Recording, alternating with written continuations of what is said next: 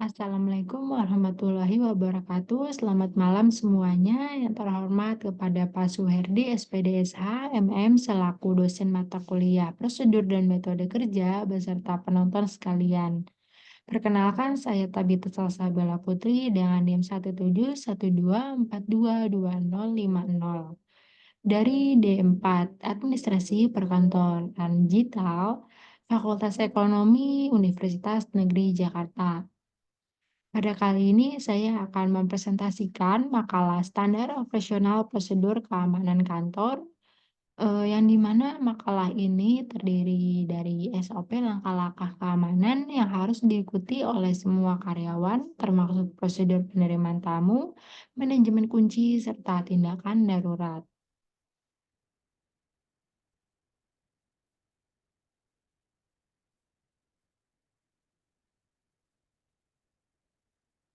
Eh, Bab pertama ini ada pendahuluan, pada bagian satu ini ada latar belakang yang di mana perkantoran merupakan tempat untuk melaksanakan pekerjaan administrasi, komunikasi, pelayanan publik, rapat, dan lainnya.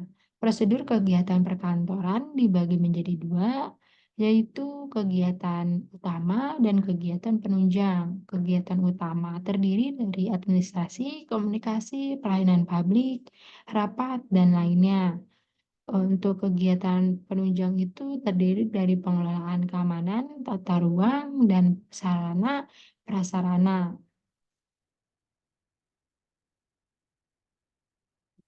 Lalu manajemen kantor eh, sangat diperlukan untuk mengelola prosedur, tata ruang, dan menghasilkan pelayanan informasi yang tujuannya untuk mencapai tujuan perkantoran secara efektif dan efisien.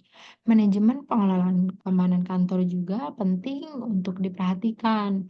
Tolak ukur keberhasilannya merupakan penerapan standar operasional prosedur atau SOP keamanan. Standar operasional prosedur atau SOP membantu security dalam menjalankan tugasnya, membentuk konsistensi, mencegah kesalahan, dan mengidentifikasikan tindakan dalam keadaan darurat, upaya preventif, mekanisme patroli, penanganan tamu, serta pengelolaan keamanan security. Jadi tujuan dari standar operasional prosedur ini tuh untuk keamanan dan kenyamanan bagi semua pihak. Lalu bagian kedua ini ada rumusan masalah, yang di mana makalah ini itu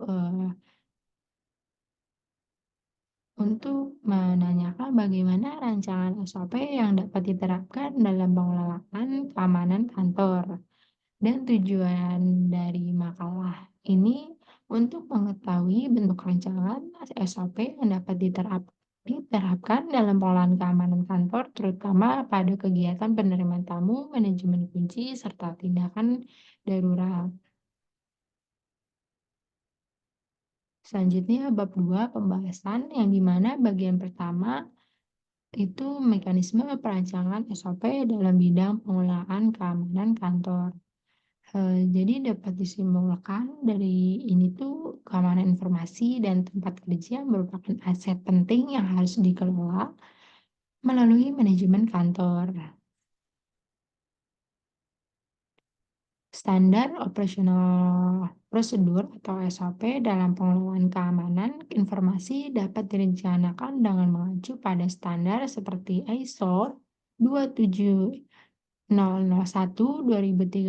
dan ISO 27002-2013. Eh, Dokumen SOP ini menjadi paduan penting untuk meningkatkan layanan teknologi informasi dan mengurangi resiko kerentanan informasi perkantoran.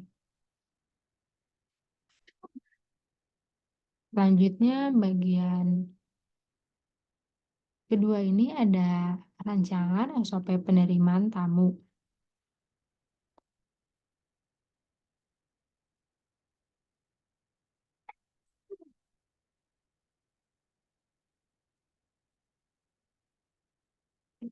yang di mana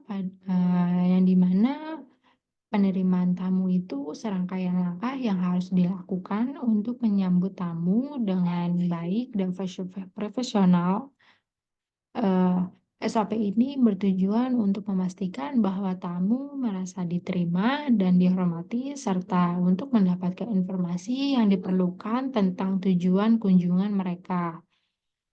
Tahapan pertama itu identifikasi tamu. Jadi satpam menerima tamu dan menanyakan keperluan tamu. Lalu tahap kedua ini ada pengarahan. Tahap yang dimana satpam mengantarkan tamu ke petugas resepsionis dan memberikan kartu visitor atau ID visitor dari security dengan ditukarkan dari KTP tamu. Lalu tahap ketiga ini ada registrasi yang dimana tamu melakukan share barcode pada kartu tamu dengan pengarahan oleh satpam. Lalu petugas resepsionis akan memverifikasi data tamu dengan sistem komputer, internet, barcode scanner, dan wajah. Lalu pada tahap keempat ini ada verifikasi dan persetujuan, yang dimana petugas resepsionis akan mengisi data tamu pada aplikasi dan mempersilahkan tamu masuk sesuai persetujuan kepala pimpinan. Jadi, jika tamu sudah terdaftar dan disetujui, petugas resepsionis akan memberikan kartu visitornya dan akan menuntun tamu ke ruangan yang akan dituju. Jika tamu belum terdaftar, petugas resepsionis akan membantu tamu terlebih dahulu untuk mendaftar dan mendapatkan persetujuan dari kepala pimpinan. Lalu output yang didapat dari prosedur ini tuh, identifikasi tamu, tamu menerima kartu visitor dan masuk ke area yang akan dituju, lalu data tamu akan tercatat dalam sistem dan dapat digunakan untuk keperluan selanjutnya. Jadi kesimpulannya, standar operasional prosedur penerimaan tamu itu, eee, ya itu yang baik dan benar dapat memberikan kesan yang positif bagi tamu dan perusahaan. Tujuannya dapat meningkatkan citra perusahaan dan meningkatkan kepercayaan tamu ataupun pelanggan. Lalu di bagian ketiga ini ada diagram air dari standar operasional prosedur penerimaan tamu.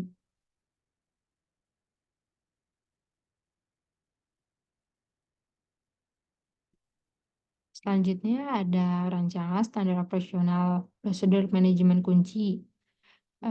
SOP ini tuh berlaku untuk semua berangkas informasi kantor yang digunakan untuk menyimpan dokumen dan informasi penting lainnya.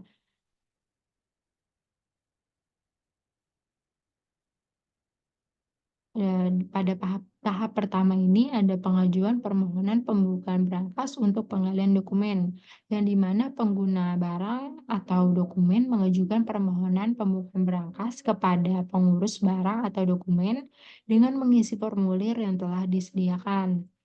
Formulirnya biasanya berisi nama dan jabatan pengguna, tujuan pembukaan berangkas, dokumen yang akan diambil atau disimpan, lalu ada tanggal dan waktu pembukaan berangkas. Pada tahap kedua ini ada persetujuan permohonan, pengambilan dokumen, serta penutupan berangkas. Jadi, pengurus barang atau dokumen akan meninjau permohonan dan menyetujuinya atau menolaknya. Jika permohonan disetujui, pengurus barang akan mengeluarkan surat perintah pembukaan berangkas. Pengurus barang juga akan membuka berangkas dengan menggunakan kunci ataupun kode. Selanjutnya pada tahap ketiga ini ada pemanfaatan dokumen sesuai keperluan.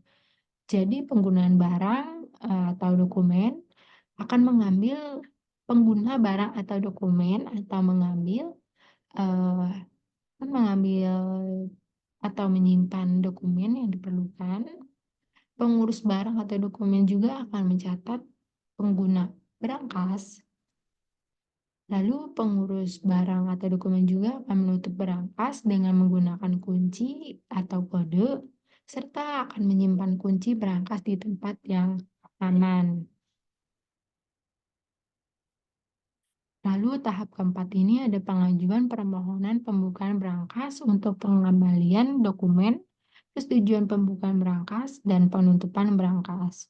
Jadi penggunaan barang atau berangkas yang telah mengambil dokumen dari berangkas harus mengembalikannya kepada pengurus barang atau dokumen. Pengurus barang atau dokumen akan mencatat pengembalian dokumennya. Lalu output yang akan didapat dari SOP ini tuh terujukannya surat permohonan pembukaan berangkas dan berangkas pun akan terbuka. Lalu dimanfaatkannya dokumen sesuai keperluan dan terujukannya surat permohonan pembukaan berangkas untuk pengembalian dokumen eh, serta terbukanya berangkas untuk pengembalian dokumen dan penutupan berangkas. Jadi kesimpulan yang diambil dari SOP manajemen kunci ini tuh untuk memastikan keamanan dokumen dan informasi kantor yang disimpan dalam berangkas, meningkatkan efisiensi dan efektivitas pengelolaan kunci berangkas, dan mencegah penyalahgunaan kunci berangkas. SOP ini mencakup prosedur pengajuan permohonan pembukaan berangkas, persetujuan permohonan pembukaan berangkas, pembukaan berangkas, penutupan berangkas, pengajuan permohonan pengembalian dokumen. Pemegang kunci berangkas dan penggunaan berangkas akan bertanggung jawab untuk mematuhi SOP ini. Selanjutnya pada bagian 5 ini ada diagram air dari SOP manajemen kunci.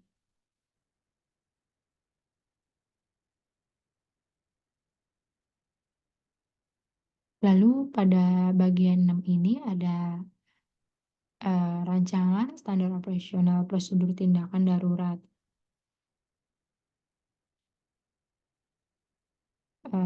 Tindakan darurat ini tuh menunjukkan langkah-langkah yang harus diambil dalam situasi darurat di tempat kerja yang dirancang untuk membantu petugas keamanan dan karyawan lainnya merespons situasi darurat dengan cepat dan efektif. Pada tahap pertama ini melakukan perondaan pada tempat kerja dalam jangka waktu tertentu. Jadi, petugas keamanan melakukan perondaan di tempat kerja secara berkala untuk membantu situasi dan memastikan keamanannya. Lalu pada tahap kedua ini mengambil langkah-langkah sementara jika terdeteksi tindakan darurat. Jadi jika terdeteksi tindakan darurat seperti kebakaran, bencana alam, atau tindak pidana, petugas keamanan akan mengambil langkah-langkah sementara untuk mengamankan situasi dan melindungi keselamatan jiwa serta harta benda.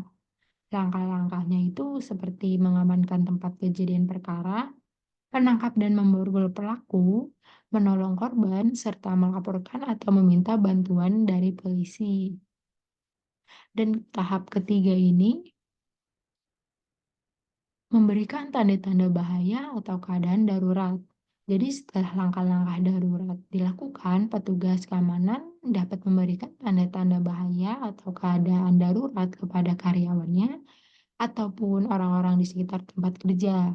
Tanda-tandanya berupa bunyi alarm atau kode isyarat tertentu maupun pengumuman melalui pengeras suara. Lalu, petugas keamanan juga dapat memberikan pertolongan dan bantuan penyelamatan kepada korban ataupun orang-orang yang terjebak dalam situasi darurat. Output yang diambil dari SOP ini tuh, keamanan tempat kerja terlaksana, tindak pidana dan pertolongan terlaksana, serta keselamatan karyawan dan semua pihak terjamin. Kesimpulannya, jadi tindakan darurat merupakan alat yang penting untuk membantu petugas keamanan dan karyawan lainnya merespons situasi darurat dengan cepat dan efektif. Dengan mengikuti langkah-langkahnya, petugas keamanan dan karyawan dapat membantu melindungi diri sendiri serta orang lain dari bahaya. Lalu di bagian ketujuh ini ada diagram air SOP dari tindakan darurat.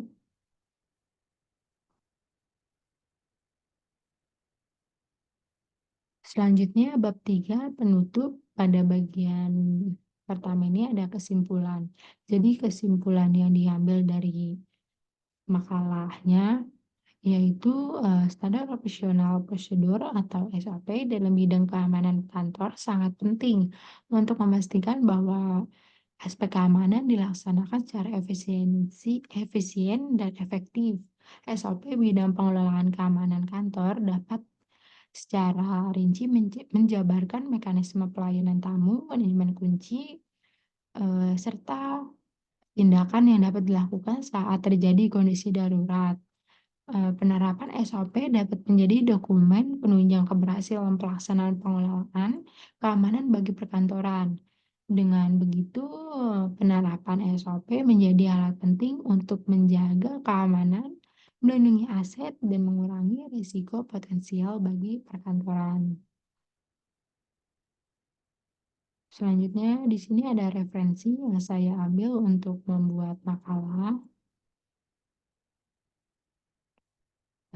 Baik, sekian presentasi dari saya.